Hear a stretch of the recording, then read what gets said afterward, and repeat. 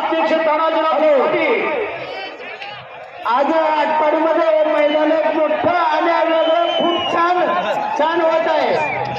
तरी सर्व आम्हा सर्व सांगलीच्या पैलवानांची एक विनंती आहे, आटपाडीकरांची ऐकून घ्या की याच मैदानावरती महाराष्ट्र केसरी स्पर्धा एकदा व्हावी अशी सर्व पैलवानांची अपेक्षा आहे।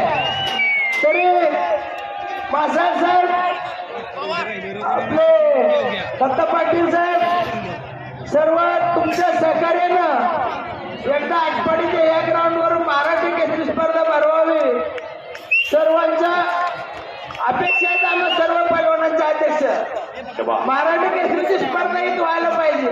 अध्यक्ष साहेबांनी मान हलवली आहे, पुकार दिला करायची सांगा मला की आता